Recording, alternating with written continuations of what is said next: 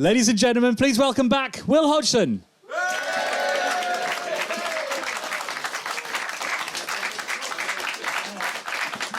Right, and we're back. What was I talking about? It was the flintlock. It was the cliffhanger. It was the arm response unit. And I was in shit with the arm response unit once, many moons ago. I already said all of that. Basically, it was when I was doing film studies. I was at the college doing film, so it was about 1994. And I used to do a lot of my work with a guy called Dan Gagan, who I used to run a comedy club with over at the other place, and a guy called got live music over there tonight, MC Hammer and 9 Inch Nails. Anyway, so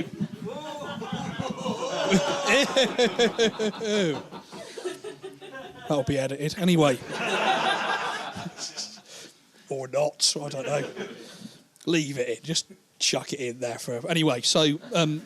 There's a guy called Dan Gagan. I used to run a comedy club. There's a guy called Dan Haggerty who used to be at college with me. He's now a film extra and an actor. So we were working together on various sort of tired rehashes of Tarantino stuff, Pulp Fiction and like Reservoir Dogs and all that True Romance and stuff. But we were very limited with guns because, like I said, you're mostly relying on just pointing your fingers at someone and going bang, bang, you're dead. Motherfucker, and all that. Now, one day we managed to get a starter's pistol from another kid called James Hughes. I think it was because his dad was a PE teacher. I don't know what he does. I think he's a director. And Stu Saville, who's now a desk sergeant at Reading, got a big bit of drain pipe with another smaller bit of drain pipe like that. It looked just like a big machine gun. So we got some balaclavas from the army surplus shop that used to be up New Road, and we just sort of drove around chipping them in the surrounding villages, leaning out the windows, and they go, bang, bang, motherfucker, you're dead, and all that. Now, it was one of the greatest days of our lives. Of enjoyment. It was brilliant. We drove around for a bit, stopped at a McDonald's at the drive-in, drove around a bit more, had a good laugh, and that. It's great. Now, if you're going to do that, ask the old Bill for permission before you do it. Now, they won't give you permission. They'll say, we'd sooner you didn't do that. And it's a bitter pill to swallow, it is, because it's a fun day ahead of you. And you've got to, turns out you've got to learn about Ken Loach in the end after all. And you'd be better off for it. But it will save you driving past the former Northern Ireland Secretary's house, because you wouldn't think he lived anywhere near Chippenham, would you? You'd think he lived in fucking Northern Ireland if he was doing his job properly. There we go. Got back to college. We were like a tutor, old Mike Graves. I go. We got a fantastic action-packed film for you. And he goes, not another fucking Tarantino pastiche. He goes, by the way, the armed response unit want a word with you. And there's coppers with flak jackets and shooters who got bundled into a classroom. What happened was, when we were loading up the guns up in Sutton Benger, some old woman phoned up the police and complained about the swearing. She phoned them up and said, there's some gentlemen, then they got balaclavas on there, we're going to do the language they're using. It's disgraceful. And they just checked the number plates when they got Daniel Patrick Gagan and Daniel Liam Haggerty coming up on there. We got done under the Terrorism Act, old school.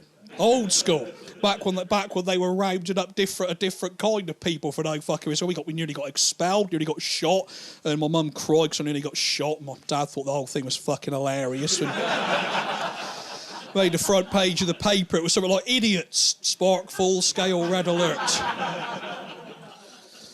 It's a great day, but as a result of which I didn't buy a flintlock pistol for £10 at a car boot sale.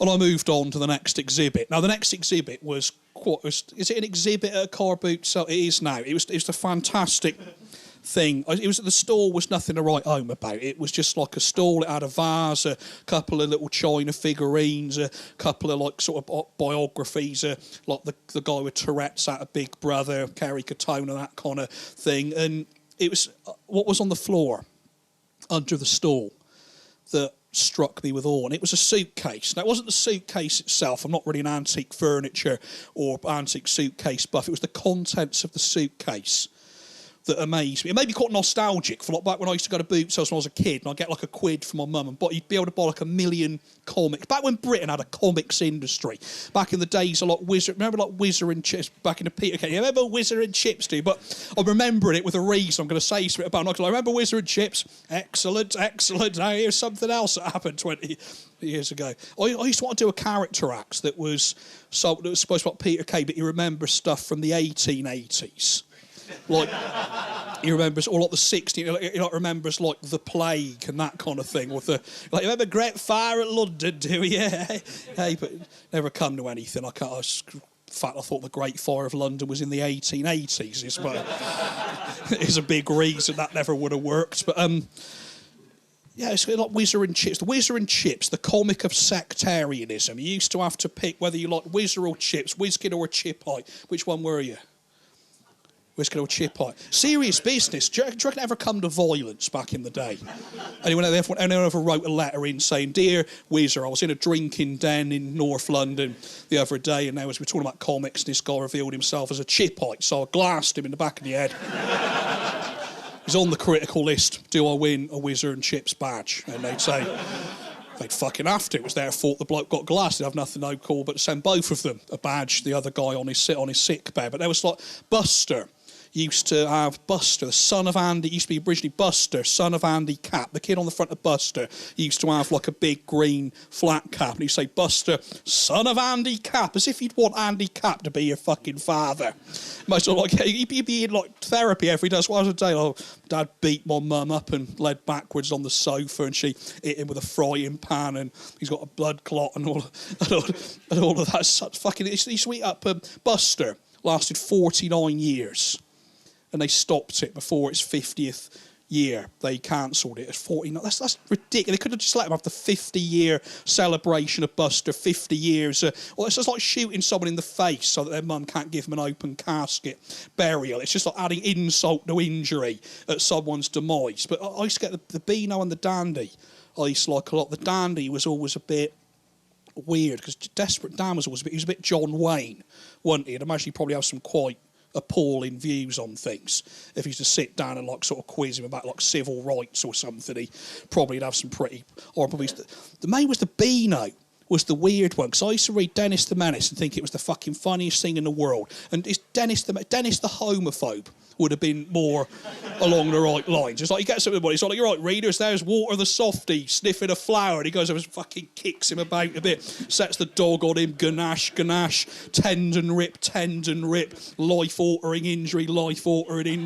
"Hey, readers, how's about that reader's voice? Death to all gays, Dennis."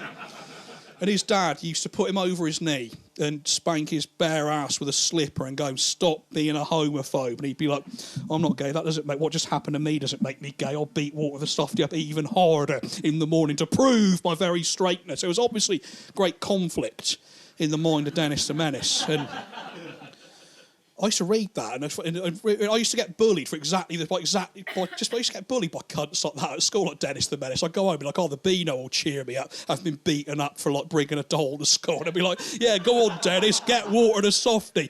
Didn't see the irony in the slightest.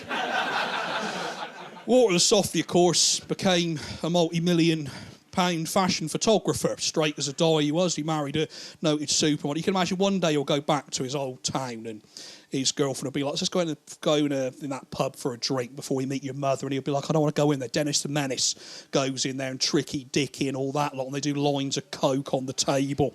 And so he'll go in there and it'll be Dennis the Menace, like 50 years old, that same stripy jumper, like prison tattoos all over him, and an urn with Nasher written on the urn. With a lead wrapped round the urn, and he'll go, well, Softie Walter. And Walter the Softie will just snap. Years of humiliation will just sort of go around. He'll just jump onto this man, just beat 7 shades of fuck. A proper, like, sort of knees on the shoulder. It's like bang, bang, bang, bang, bang. You're crying as you beat the person up. Your tears, like, mixing with their blood. Just the tears of just humiliation just boils up and just pisses out of your eyes onto a comeuppance. And he'd walk out, and Dennis the Menace would be fucking, "Oh, you want to borrow?" The bomb would go, "Do you know what? I'm borrowing you, Dennis the Menace. I fucking hate you. I always have. I've only tolerated you because of Roger the Dodger. I liked him, but since he hanged himself in prison, you can fuck off, you bard." There weren't comics in the things. There was no need for any of that, really. It was full of... Well, who saw my last DVD? Doesn't matter if he hasn't. My last DVD was called Skinheads, Readers' Wives and My Little Ponies.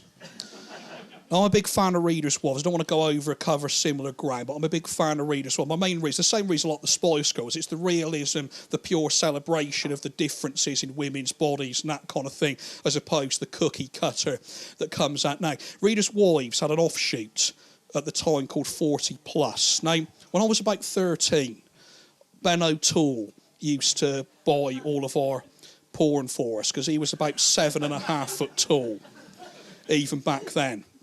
We'd send him, there used to be a paper shop. There still is a paper shop down at the bottom of the U Road. Mr. Singh used to have that. It's for years Mr. Singh had that. Some fucking white bloke now. It's disgusting, if you ask me. For years, Mr. Singh, there was a family newsagent pornography. I got there, some fucking honky and his son's in there. It's just a disgrace. Someone ought to fucking do something about that, if you ask me. That was ever since we were kids back in the old days when Britain was...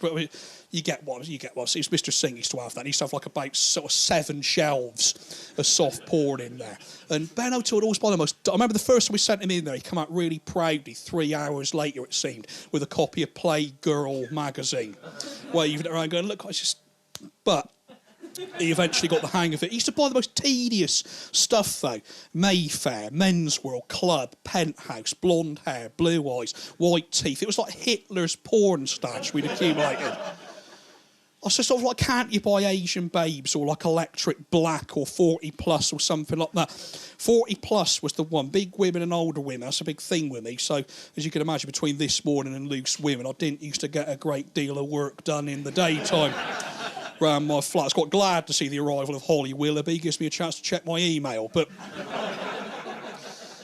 There you has it. And 40 Plus was aimed at people like me. It was an offshoot of Readers' Wives, that sort of Ken Loach pornography genre, and it featured women over the age of 40 in a not one of these sort of like, I can't believe she looks 25, women who look 40 naked. It's a big selling magazine. Ben O'Toole wouldn't buy it. Do you want to buy that? And because if I'd have said I want a 40 Plus, I want to see what a 40-year-old woman looks like naked, they'd have all gone and never actually bought it. But it was there, people bought it, because it was followed by 50 Plus. The demand was there. Women's bodies that tell a story. It's just porn for... It's not even pornography, it's just a celebration of bare ladies. It's just, they should just call it the naked women are fucking brilliant category on the thing. Kids read. Kids as like young as 12 read fucking Nuts and Zoo. And that's what... Just fucking force them to read Readers' Wives in school. They should fucking make them. They should just put it on the table, go, right, you fucking sit there. Big tits, small tits, one tit bigger than the other. Hairy nipples, cracked nipples, inverted nipples. It's all fucking brilliant. Sit there and read your tits till the bell goes. Bang. Give you Lucy fucking Pinder, and that Lucy Pinder and her condemned coalition tits. That's the most sinister thing ever, isn't it? The whole thing of Lucy Pinder being a Tory, sort of like, let's go, sort of like, who does scum wank over? I know. It's just sort of like, cap immigration, flubble, lubble, lubble. It's what has to be done. The cuts, the fucking Jewish, it's just terrible. But what I love about 40 and 50 Plus, it just does that to magazines. It does that to Lucy Pinder, that to I think Jodie Mosh.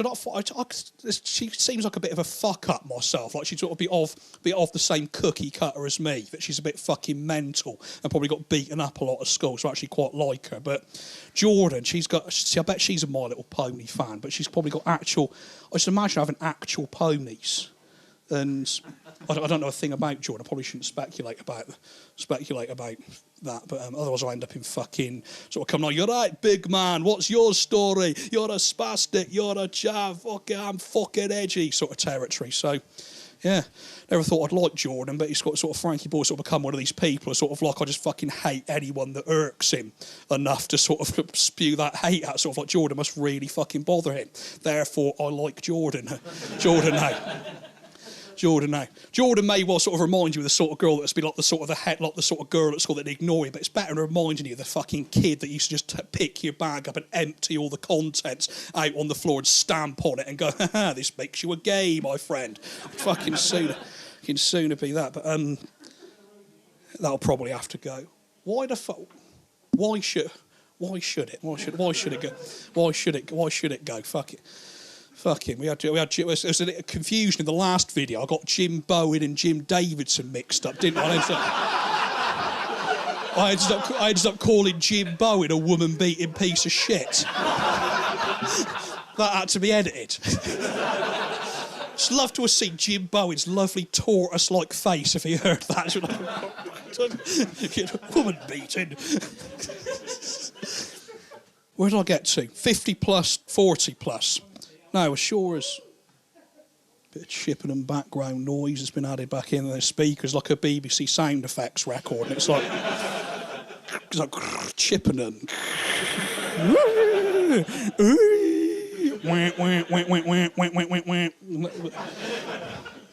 Anyway, when I sold it was the break, get a bit of fresh air. This kid bumps in, he goes, I thought you were a fucking copper. That never happened when I had pink hair, I tell you. What's relevant now is 40 plus and 50 plus. And even these aren't relevant to anything. The comics weren't relevant. 40 plus ain't relevant. 50 plus ain't relevant. Jordan's got fuck all to do with it. Frankie Ball even less to do with it. But it's to do with 60 plus, the eventual, inevitable follow-up. A magazine that features women over the age of 60 in various states of undress. These women look 60 as well. It's mostly now full of American reprints of like, where it's all like sort of plastic, stick sort of like Alexis fucking Carrington shit. But it used to be glorious dinner lady porn. Then there was 30 plus. It went down one. I thought 30 plus. Some people not 40 plus, 30 plus. Fucking good magazine. 16 plus. Followed 30 plus. That refers to size. 16 plus, not the age. I thought the same thing myself when I first saw that. First saw that on a shelf. I thought, 16 plus, I should fucking think so, my friend. Otherwise, you're committing a grave criminal offence, and me and my mate Flab will be down here with the pitchforks and all that. But yeah, anyway, this suitcase was full of 60 plus magazines.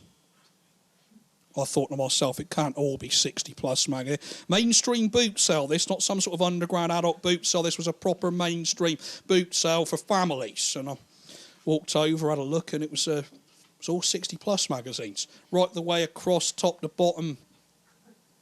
It's remarkable. I said to the bloke at the stall, he looked like a retired Northern soul dancer, like he'd been exhumed from the depths of Blackpool Mecca, sort of David Wilkie haircut and like big handlebar tash. I said, "You selling this?" And he goes, "Well, yeah, of course I'm selling this. I know it's the Edinburgh Festival time. So this isn't a piece of performance street art. I'm fucking selling this." So my wife said, "Get rid of your 60 plus magazines. I don't like them." I don't think she thought I'd do it in such a spectacular and public fashion as what I've done. But yes, it's for sale. More importantly, are you buying this? Because I've sold fuck all from my store today, let me tell you. Every time some woman comes over with her kids and goes, "That's a lovely looking vase." "Ah, the 60 plus suitcase. Cover your eyes, cover your eyes."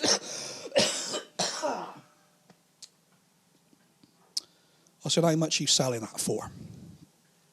And he said, "Well, I can see you're an enthusiast." So everyone else runs away from us. So you just walked over here, rolled your sleeves up and had a good rummage. So to you, a fellow enthusiast, a kindred spirit, dare I say, I'll sell you that for 30 quid. And I'll throw in the suitcase as well so you can carry it home with you without causing a scene, I thought. 30 quid, £4.99 an issue, innit? And I thought it's a lot of 60 plus magazine. What do you do with that much 60 plus magazine? I thought maybe I could bury it. Or when I die, I could leave a treasure map, and that could be the making of some young lad when he said the day that blind old walked into my father's pub and went, "Yar, har, I sailed the seas of soft pornography with Cap and Will," and I could bury it. When I'm on my deathbed, my mates were all going, "You all right there, Will?" And I go, "All my porn is buried up in Bird's Marsh under a big W." And everyone will get on like sort of 3-seater bicycles, like little biplanes and stuff, and have a mad race around Chippenham. I'll get to it, and it'll have been eaten by foxes. I don't know What Eats 60 Plus magazine? That'd be the sequel to like sort of What Do Wasps Eat? What Eats 60 Plus magazine with an inevitable foreword by David Bellamy or something. Is he alive? David Bellamy alive? There's no reason he shouldn't be. I just wondered. You just never see him now. He's done his bit. It has to be said. But I thought for 30 quid, that much 60 plus, for 10 quid, I could have just gone back and bought the flintlock pistol and just gone, give me your suitcase full of 60 plus magazines. This is stand and fucking deliver. Otherwise, I'll give you. Well, you can't report that to the old Bill. Can you find up the Lothian borders, please? Go, yeah, love, just have my suitcase full of 60 plus magazines purloined at musket points.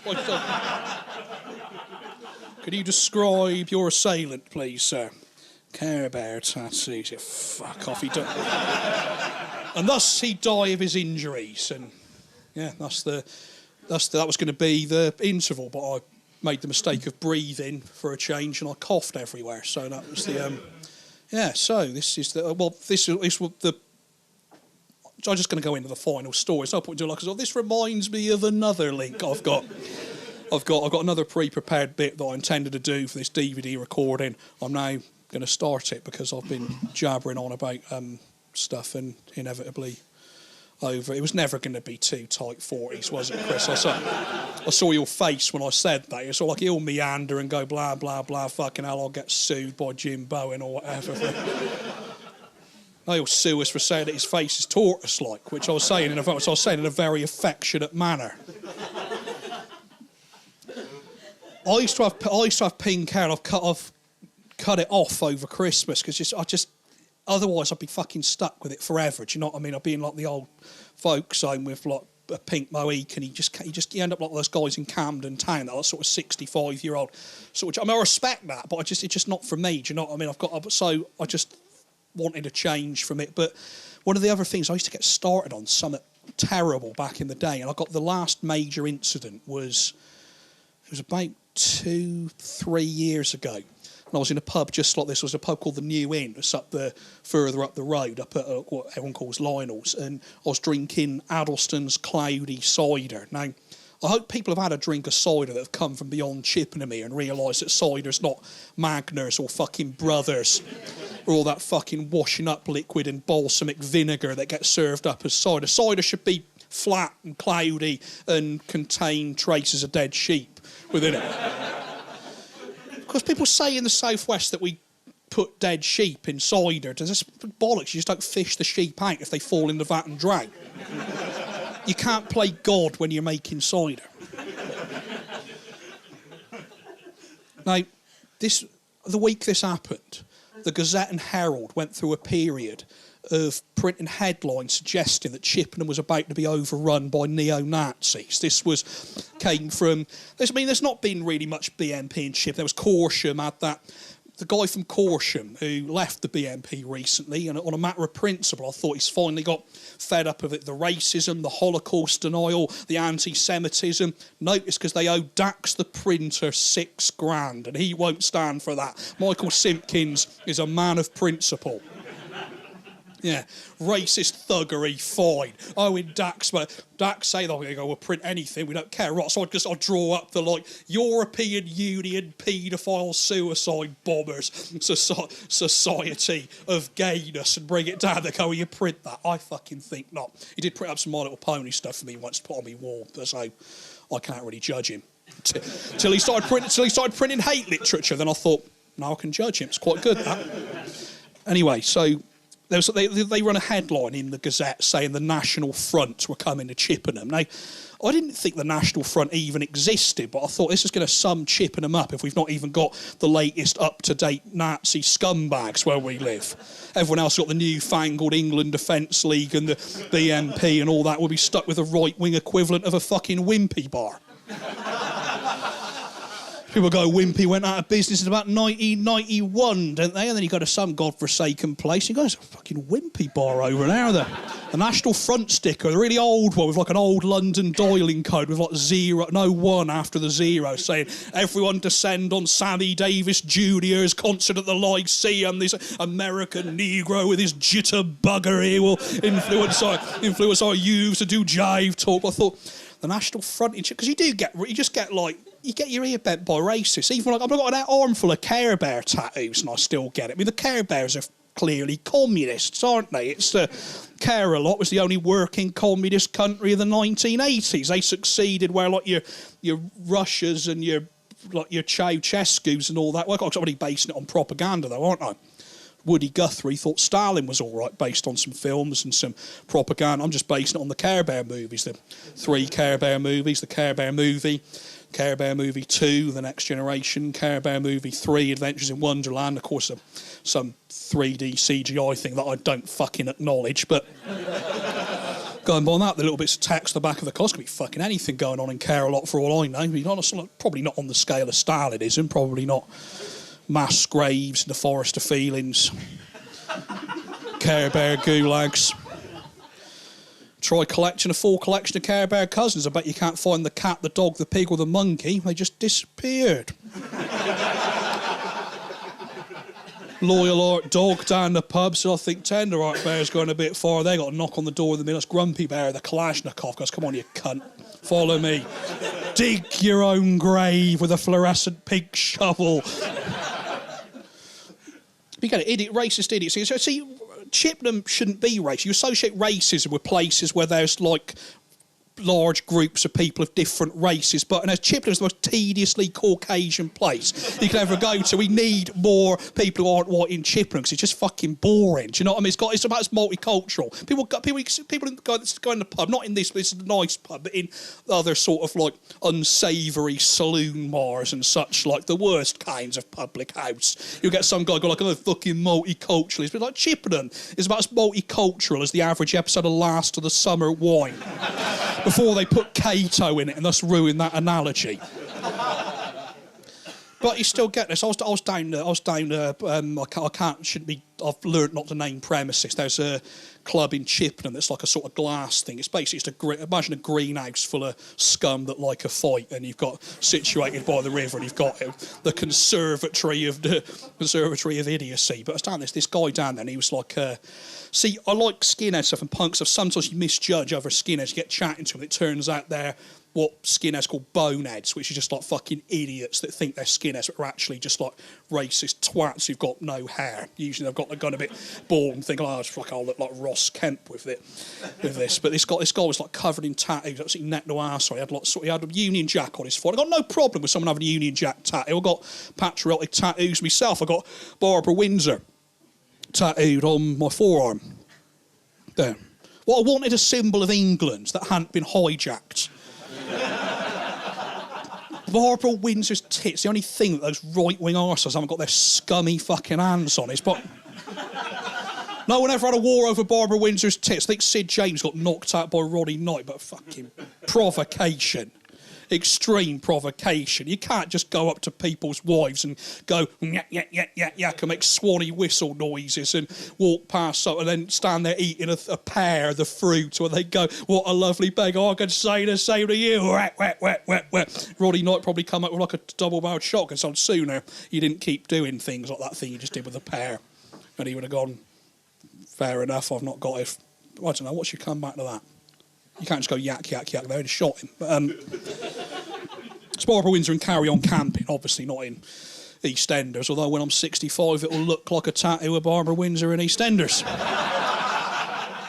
Dressed gamely for a septuagenarian. She's still got it though. But anyway, she's got a Union Jack. So I've got no problem with the Union Jack tattoo. Whether I have it smack bang in the middle of your face, that's your own judgment call. But next to it, big fucking swastika. Next to a Union Jack, big fuzzy, like all the points face. You wouldn't have looked out of place in a child's exercise book. with like a penis next to it, and like such and such is a get around and a good. I don't know if they're supposed to be having like sort of graffiti cleanups and that. How are people going to know who awful children think is gay or is a slag if they cover up all that graffiti? But it's like News 24 for horrible little bastards, isn't it? There's that thing is written. This says Hannah is a get around. It says round the corner there. Hannah is a get around. And they've had it and a good shag. It's sort of gone, she's a fucking get around. But in retrospect, having thought of it, I've certainly had worse. He's just added that sort of affectionate and hey, good shag, and put the number. Some poor girl who's probably let one guy put his hand up her jumper years ago, and has now been sort of like painted as the fucking world gangbang champion for all this. Around this time, there's the big sort of like this, the Gazette to this big sort of, we're going to be overrun by Nazis, Chippenham's going to become fucking romper, stomper, and all that. It'll be a beer hall putsch down at Weatherspoons and everything. And I was walking back from the New Year, I had like a few ciders inside, I had a pink Mohican back then, and I was walking past this kid, and I thought I really fancied a kebab. I love kebabs. I'll try and cut down on them now, but I really want one after the gig. I wasn't going to have one. I was going to have some pizza. I want a doner now. I can eat them in cold blood as well. No problem. Stone cold sober. I can eat a doner. But I really fancied one. I thought I'd go to the Charcoal Grill or like this one of the 17 kebab shops they got in a row up by it's the triangular shit in it down there. You got the fucking it's what you thought I'd have a fight. You got kebab shops there full of drunks, like nightclub there, like sort of theme pub there. It's just like it's where you'd go if you thought I want to be punched in the head. I don't want there to be any reason for it whatsoever. Go down there at 2:00 in the morning. I was walking back. It's about 2:00. I was just walking past that. You know that stonemasons where they've got like a fake cemetery. With like, why don't they just do joke things to make it clear? They should have like sort of like, you like at Disney's Haunted Mansion, where they got like sort of here lies Fred, a fucking great rock landed on his head, that kind of thing. You think they'd have like Elvis or something like they like in the Simpsons Treehouse of Horror? It should be more like that, a bit more. I think that's why it's unvandal. I think people do think it must be an actual cemetery because it's like people's names on there. Probably better not go and like sort of drop me parts, sort of whirly bird and me cock around and drinking a blue wick and that. I walked past her a lot, as usually. So once I walked past a guy who was being sick, and he saw me, and it was the panic on his face. He really wanted to say something, but he was mid-vomit. He sort of like, he just like, like that. That's one time this kid was walking up. He was about 19, and he had a full thing of doner, a big sort of like polystyrene thing of doner kebab, and he had like sort of fork sticking in the top of it, all the onion and that. And I thought it sort of sealed my decision to have a kebab. I walked past him, and this was the damnedest thing. It's one fluid movement. He flipped it open, and he slapped me around the face with it. The whole thing, kebab meat, onion, chilli sauce, ketchup, splat like that. It was all over. I had like bits hanging off me mohawk and on me shoulder, and all damn chilli sauce all down me, and chips, mayonnaise, and a little bit of lime, if I wasn't mistaken. And it was what he said next that sort of in the context of the Gazette things that kind of made me think. He said, I'm just repeating what he said for documentary purposes, not because I'm trying to like be edgy and get an 18 certificate DVD. He goes, whoa, we ain't niggers. And he started singing it to the tune of this sort of like, no. You don't remember the Meow Mix advert? Where that sort of perplexed looking ginger cat appears on the screen, like the writing starts coming under it, starts going like, it starts meowing along with it, sort of like, fucking may as well if I've just been placed here. So that really, it didn't rattle me the same way if you were black and someone said it. You can't imagine, because you're not, it sort of rattled me in a sort of like white liberal, I've seen the quantum leap that's based on Driving Miss Daisy, I read To Kill a Mockingbird at school, I like reggae, I listen to The Clash sort of way. You're covered in someone's lunch. And see, that can be funny. I was at one other Edinburgh. Was it me and Joe with a belt? We were in a chip shop called Pizza Paradise, and there was this toffee-nosed twat in there. Just sort of like, he obviously thought he was with nail or something, sort of scarf-wearing, upper-class prick. And he was just staggering around drunk, knocking everything over. He had a pie and chips. He dropped his pie on the floor, and he stood on it, and he was like sort of traipsing pie all over the floor of the chip shop. And he started going like, I want another pie off the bloke. The blokes on the counter are like, so can't give you another pie. If you give me, not for free anyway, because you dropped it. If you give me 80p again, I'll give you another pie in exchange for your money, like I did before. That's the best I can do. He just gets on the counter, and he's the guy behind the counter. I'm saying he looked like Harold Sakata the wrestling champion that's most famous for playing Oddjob in the Goldfinger films. But if you know your wrestling, is better known as a wrestler who was one of Big Daddy's many nemesis in the 70s. He just walks up to him. This boy was terrifying. Like, he must have been pissed. He just gets on the counter and he goes, "I demand another pie." And the bloke on the counter, he goes, "You want a pie?" He goes, "I'll give you a fucking pie." And he reaches in that hot bit where they keep the battered sausages and the saffron, gets a fresh pie. The guy started running and he just threw it like a cricket ball. It exploded in his face, like splat. Like that. It was like a savoury version of Bugsy Malone. And this kid's got like, "Oh, my face. And the guy got a handful of like saucy chips someone had left and threw them. They went like down the guy's back like a lot of throwing stars, like a sort of shuriken. He goes, "You get it." He goes, "You come back in here, I rape you." And I thought, I have never ordered chips with such meticulous politeness in my life. When it's you that, see, I was covering this guy's kebab, and it's all sort of like the racism. He just starts to walk around. I go, "You can't come up with like an Oscar Wilde comeback." I had like 3 or 4 sides. I just go, "You fucking prick! What have you fucking done?" He turns around, he goes, "Don't you swear at me." And he starts advancing towards me. He's only about 19. I thought, people are always telling me I swear too much. My mum particularly she's always saying, if you keep swearing like that, one day you're going to offend decent members of reasonable society. I thought, it's finally happened. I finally met a man. I was doing a gig in Preston once. There was a stag night, like 50 coppers in. I bumped into one of them because I was going to the toilet to be sick with fear. And I go, "Excuse me." And he grabs me and he goes, "Excuse me, please." He goes, "You say please when you say excuse me. I'm a big stickler for good manners, you little cunt." And put me down. Another example of me offending a man of class and refinement with my poor manners. But he goes, "Don't you swear at me." And he sort of advances towards me and he put his hands on my shoulder. He's sort of like, usually if you're going to grab somebody to hit him, you go like that. He sort of put his hands on my shoulders like that. He sort of leant into me. He goes, "Don't you swear at me. Don't you swear." He goes, "I'm not your local riffraff, mate. I'm not your local riff. I'm not your local riffraff." And I thought, there's 3 reasons. He said, firstly, he's not local. I can tell that by his northern accent. Secondly, when you're drunk, you repeat things that you've just said because you're pissed. Your banjacks and skew whiff in your like brain canals or whatever, and you think you've never said it in the first place. It's fresh information. And also, thirdly, when you're, like I say, a man of class and refinement, and when you're not riffraff, you've got to remind people of that constantly if you're throwing kebabs around and saying the word nigger, because otherwise people might think you're a bit scummy. He's going, "Not your local rail, not your local riffraff." And he pushed me up against the wall, it's about 7 and he goes, "I'm going to stick your head through the window of the next bus that comes down that street. And I'll see how you like that." And I thought, you really aren't from round here because it's Chippenham at 2 o'clock in the morning. And you're expecting a night bus. Now I'm trying to calm him down here, trying to figure out exactly what I'm dealing with. And then the worst thing that could possibly happened. 3 girls come into view that are like maybe a bit younger than him, sort of like young enough to get carded in pubs, old enough to get lectured at by some sleazy Clarkson type without his mates calling him a nonce. Do you know what I mean? When did those velour tracksuits come back that the gangster's girlfriend in All Feeders Ain't Pet used to wear?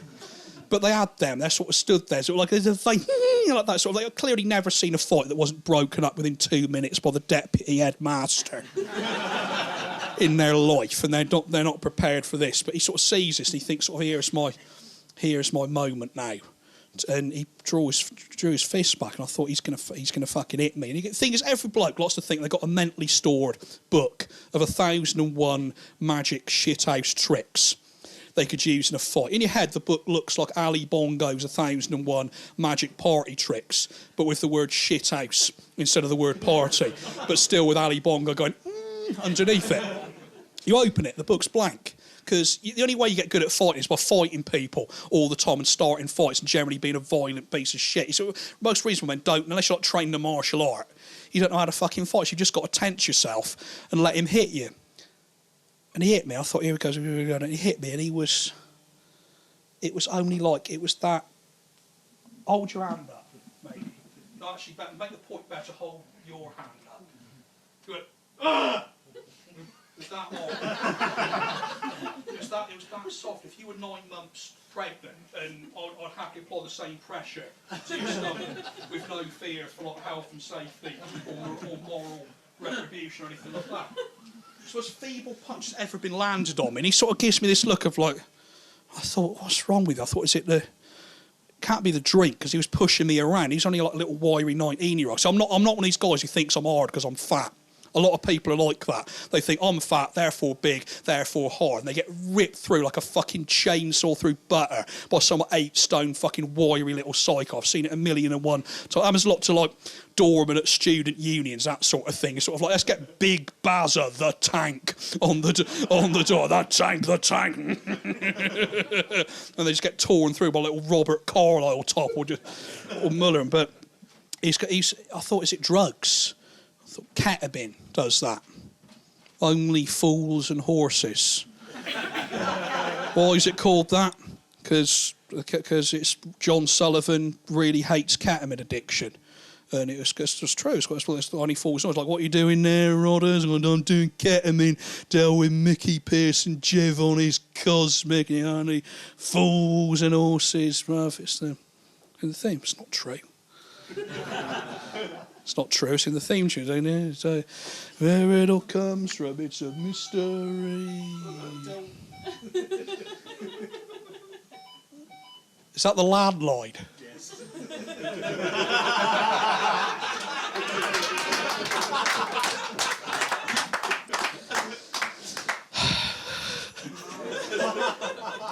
There's not a lot we could do about that, really, without an axe and a telegraph pole. I've got a pair of snips. Gonna scale it and Cut the wire. it's the landline. We'll have to leave that in.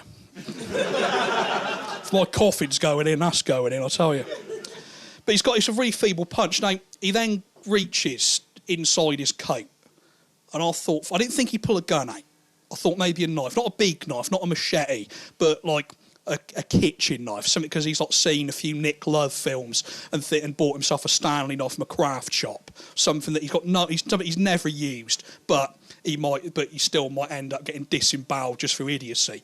He reaches and I sort of stopped breathing for a bit. Then he pulls out his phone, and I thought, thank fuck for that. That's the opposite of pulling a gun out of your jacket. That's just going, that's who wants to be a millionaire, right? Sort of like, I've run out of lifelines here. I'm now going to... He gets his phone, he goes, I'm going to phone up my mates in Leeds, and they're going to come down here and do you. We'll see how you like that. And I thought, what do I do now? I thought I could get on my own phone and phone up some of my mates. None of my mates are street fighters or anything like that. They probably wouldn't be a match for the blokes from Leeds that have come down. But the fact is, they all live 10 minutes away from what's going on. And Leeds, it's about 4 or 5 hours that time of night. I think, also imagine the scenario, right? You're in Leeds, 2 o'clock in the morning, you're fast asleep and you see your phone starts ringing and you sort of like originally sort of amalgamates into your dream, then you realise your phone really is ringing and you wake up and you're like, what the fuck is 3 o'clock in the morning? What's fucking going on? Someone must have died, you think to yourself, and you pick up the phone, you see it's your mate, the one who's working away from home. Hampshire, was it? Or you can't remember now, you weren't particularly listening, and you pick the phone up and you're like, hello mate, you all right? And he's like, well, not really. I was like, I'm doing some work in Hampshire or Berkshire or something like that. I forget.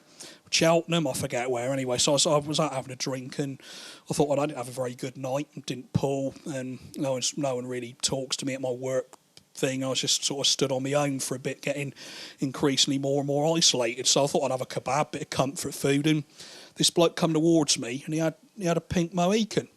No, it was definitely pink. It wasn't washed out red. It was definitely meant to be pink. And yeah, well, I mean, you know that I'm massively prejudiced against black people, so I smacked him around the face with me kebab and let him know about that. Yeah, cheers. But anyway, so do you know what he did after that? He swore at me. He swore at me. He said prick and And fuck off, I think. So as you know, I don't stand for language like that. So I thought, yeah, that's what I thought, stick his head through a bus window. But no night buses. You know, they lived in the fucking Stone Age down here. But yeah, so, well, yeah, I did it. I did hit him. But you know what? I thought I could hit harder than that. He has got a lot of gut up front. There's a lot of congealed pie fat and beer there. But, yeah, I've hit a brick wall. I was wondering, I appreciate it's late at night, but... you couldn't round up like 3 or 4 of the lads and like drive all the way from Leeds to Chippenham and beat him up, could you? Because yeah, I know it's late, but there's girls watching. You take a while to take all this in. Your girlfriend sat bolt upright in bed, rubbing her eyes and going, "Who the fuck was that this time of them? I got to get me up and open the fucking shop." And who was it? Oh, him, that dickhead that I've never liked. That mate of yours that she's never liked from the minute she clapped on, that she doesn't let you go to the pub with him, rolls her eyes every time his name is mentioned. He's in trouble, is he? Well, I shouldn't wonder. Saying the word nigger and throwing his kebab around, I'd imagine. And you think, well, you're aggrieved. You think, well, yeah, he is a dickhead, but you don't know him like I do. I've known him since primary school. He does say terrible things when he's drunk, things he doesn't mean. He's a bit, but I've known him, blah, blah, blah, blah, blah. And she'll go, why don't you fucking drive to Chippenham at 3 o'clock in the morning? Go, I will drive to Chippenham at 3 o'clock in the morning. But it's only getting your car, drive around for about 20 minutes trying to clear your head. Think, what am I going to do now? I can't go home, not after what was said back there. I'll go and knock on Dave's door and see if he's up for it. You knock on his door, like sort of 3:45 a.m. and knocks on the door. He comes to the door shirtless and what the fuck's going on? Has someone died? Who's in trouble? This was bound to happen one of these days. His racism and the kebab throwing was always going to land him in trouble. I know you and him go way back. I know him as well as you do. He's a mate of mine as well, but this may be his harsh medicine. It may be the only way that he'll learn is get beaten to death by a bunch of guys from Cheltenham or whatever he is. You're quite right, he is a mate. Budge over, I'll have shotgun. We'll pick the lads up on the way. You drive down the motorway. 5 a.m. It is now. Like, I've got to have some coffee. We haven't got time for coffee. We've got a fight to get to in Chip. I've got to have some coffee. I'm going to fucking fall asleep at the wheel, get sandwiched between 2 HGVs. We're having coffee. Stop at the Little Chef. Black coffee's all round. God, I like the look of those Olympic breakfast, don't you? Always like something. We've not got time for Olympic breakfast. We've not got time for an Olympic fucking 5 Olympic breakfasts, please. More coffee. How do they know where they're going? I'd have to direct them. Be like, oh, and buy a wide where? Fucking where would give me that? Where are you? What do you mean you got in the wrong direction? You can't miss me. I've got pink hair and kebab all down my front, and your mate fucking leaning on me. What's going to happen? And he turns round. He puts his phone back in his jacket, and he looks at the girls, turns around, and he goes, "It were an accident. So I dropped my kebab, and some of it went on him, and he called me a prick. So what do you think I'm going to do?" Now, here's where everyone thought I should have hit him. See, I've got 2 kinds of mates. I've got my liberal mates thought, well, basically, my sort of like just my mates I've known for years who aren't really necessarily massive liberals. Thought you should have hit him because he hit you. You should have hit him back. If it wasn't that hard, not massively hard, just a little bit, just enough so that you've hit him back. And a lot of my very liberal mates are like, you should have beaten the absolute shit out of him. You should have broke every bone in his body and incinerated him and pissed on his ashes because of the racism. If you don't let that go, then you might as well go around saying nigger and throwing kebabs around your fucking self. No. I didn't hit him.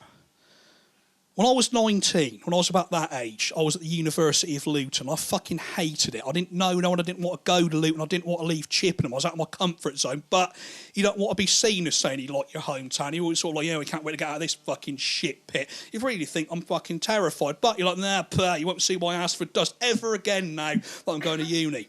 Went to Luton. I fucking hated it. And I fucking always resonated with people I couldn't relate to. If you can't form relations with people, if you can't just get on with people, if you can't get off with people or have a drink with people, part of you wants human interaction. And that's that bit of you that makes you want to pick fights with people. It's an uncomfortable thing, but it bubbles up within you. There was loads of sporty types in my hall, sort of like people. I've got like not an issue with sportsmen, but it's just I used to hate sports when I was a kid. I used to get battered by like sort of rugby, football type, sort of Aryan fucking sports team types. Nothing ever got done about it because they needed them to beat other poxy schools at other poxy sports. They probably grow up and they're like glass someone in a bar and they go like, oh, I need them to beat some other poxy country or some stupid sport. Be good at sports and do what the fuck you like your fellow human beings. But I was there fucked up, homesick. I just thought, how can I pick a fight with all of these guys? That's why I joined the Lesbian, Gay, Bisexual Society. I'm straight as a fucking die. But I thought, that'll irk them. That'll make them want to fight me. God, they used to fucking hate me, did the Lesbian, Gay, Bisexual Society. I was that little fucking straight bloke that was all the meetings going, why aren't you out there fighting the homophobes? Why aren't you taking the fight to the streets? Like, why are you here? You're fucking straight. Can we ban him? No, we can't. It's sort of like, you're all watching fucking Hercules at the cinema. You ought to be out beating up the fucking sports guys. Never got a fight with them. Everyone just thought I was fucking weird. But it was... There it was. I joined the SWP. I just wanted to fucking... I just wanted the other fucking route. I thought he's away wherever he's from, Leeds. He's up here. He's walking back on his own with a kebab. He's dressed up in clothes like for getting in a nightclub with on his own. I just thought, it's me. At that age, he's gone a different direction, but he saw me, knew exactly how to fucking irk me. Sees me there, pink hair, fucking Clash t-shirt, and that. He thought, right, guys, what I'll do, I'll go up to him and I'll hit him with a kebab. That always works. And then I'll say, I hate niggers, and he'll go mental. Even though he probably doesn't even really know anyone that's black living in this town, he'll still go mental, and I'll be able to fight him. You get in a state sometimes where you'd sooner have your fucking head kicked in than just admit you want your mum. And that's an unfortunate point. I wasn't having any fucking part of it. I wasn't going to. I just put my hand out. I said, look, if you honestly, by accident, smacked me around the face with the kebab and then said the word nigger about 8 times and then threatened to stick my head through a bus window and hit me by accident and then accidentally got your phone out and threatened to call some guys from Leeds speak shit out of me by accident, then I'm really sorry, mate. I got the wrong end of the stick here. He shook my hand. He turns to the girls. He goes, I'm going to be the bigger man and apologise. But you watch it in future. And he walked off and he sort of stopped by what was left of the kebab, and it was like...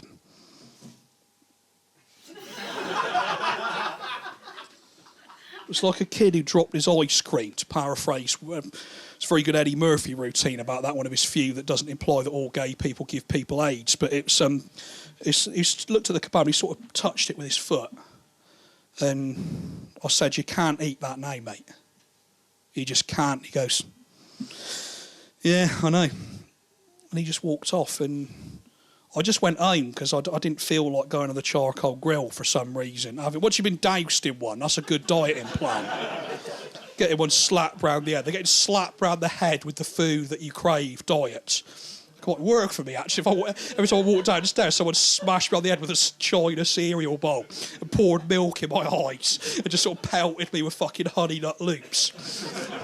That might be the way, like crisps, like square crisps in the face. Sharp and pointy. That's the end. That's got to be the end. We've gone over by a quarter of an hour. When did the tape run out? It hasn't run out yet. We're just discussing now. We've got another 3 minutes. Another 3 minutes. Then that's it. All I got to say, thank you for coming out. I should probably, my mate Pete would have been here tonight if he was still with us. He would have loved to have come and watched this. He died about 4 years ago today, as well. So I should dedicate it to Pete. Really. I think about him every day, but this is a particular occasion that you do. So, yeah, this one's for Pete. Thank you very much for coming out. I'll see you all for a drink in a bit.